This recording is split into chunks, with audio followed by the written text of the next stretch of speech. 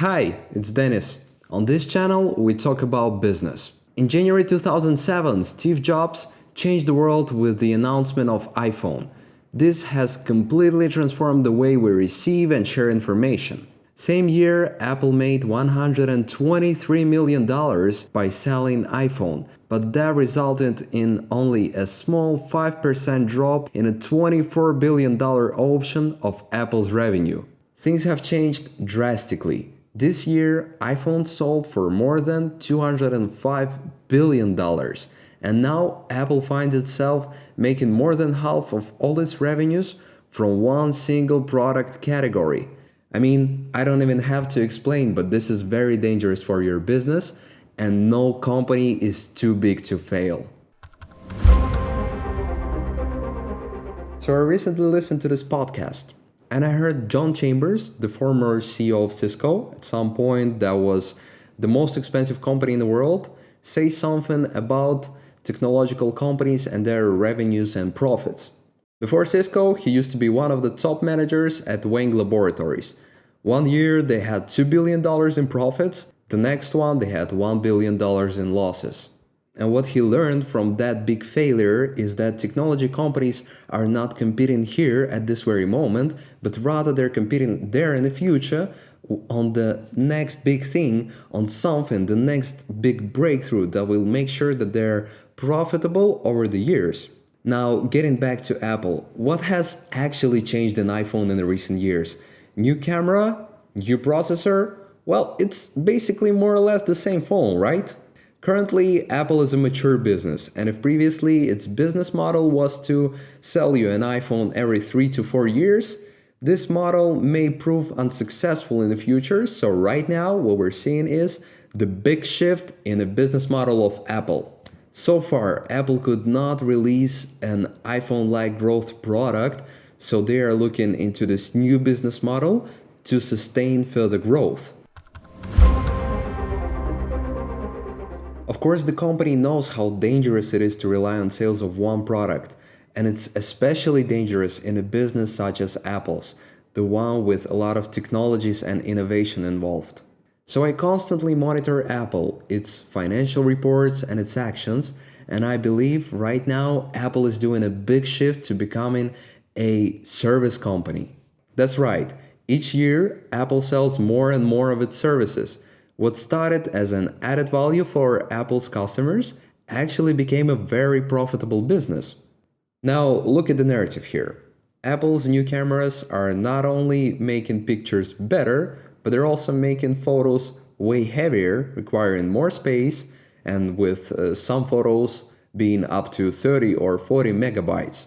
While most users are choosing iPhone options that are more on the budget with a lower space, they are left out with 128 gigabytes, usually, which is nearly not enough for an ordinary user.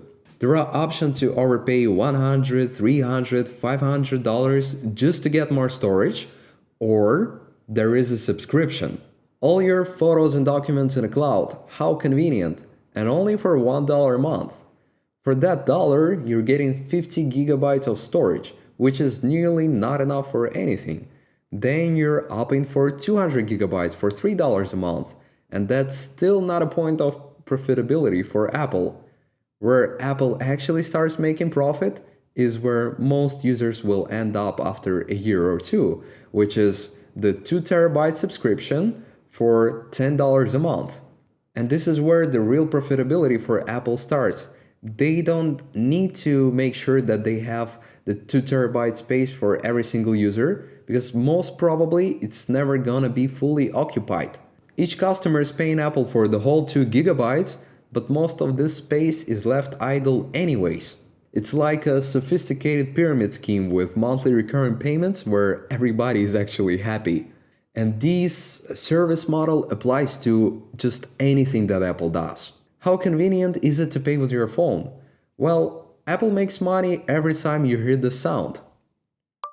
Roughly 5% of all business card transactions worldwide are done using Apple Pay, and Apple gets 0.15% on every single one of them, resulting in billions in profit. Now imagine, for Google only, Advertising is a $200 billion per year business, with 80% of its revenues resulting in sales of ads.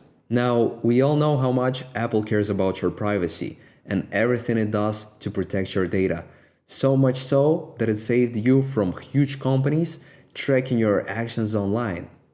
Or did it? While Meta and Google have lost tens of billions of dollars as a result of Apple's new anti-tracking feature, Apple is actually selling their own personalized, targeted ads. This is already a huge business for Apple, and I'm sure it's gonna grow for years to come. By the way, they're already getting investigated because of this by German anti-monopoly officials. And it goes on. Apple has a huge list of subscription-based services. Apple Music, Apple TV Plus, Apple Fitness Plus, Apple Arcade for games. These are all based on monthly recurrent payments. It's also getting money from App Store and other services that it provides. It is all focused on squeezing out the customer as much as possible. And those subscriptions, they may seem cheap at first, but in the long run, that's hundreds of dollars per user per year. The ecosystem that Apple keeps telling us about may indeed be convenient, but it also facilitates the growth of subscription and services business for Apple. And because Apple is so vertically integrated here, it can play the classic monopoly game. And this is of course a much better business. If you have a large customer base, what you want to do is you want to turn them into returning monthly customers so that your business has a differentiated and well-predictable growth. This is simply what investors like, and this is also what you want to do as a businessman. This new business model is how Apple actually plans to grow throughout the years. Apple may or may not come up with a new iPhone, but it makes sure that it will grow and reap all the benefits available on the market.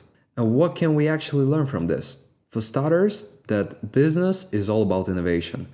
If you can innovate your business model, upgrade it, create something better, you're gonna stay ahead of competition.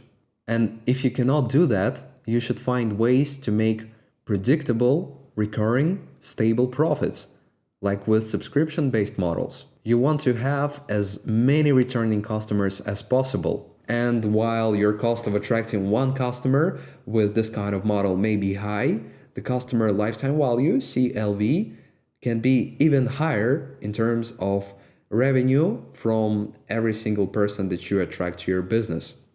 Now, I hope this video was valuable to you. Later on this channel, we're gonna cover even more elaborate business strategies as well as business models.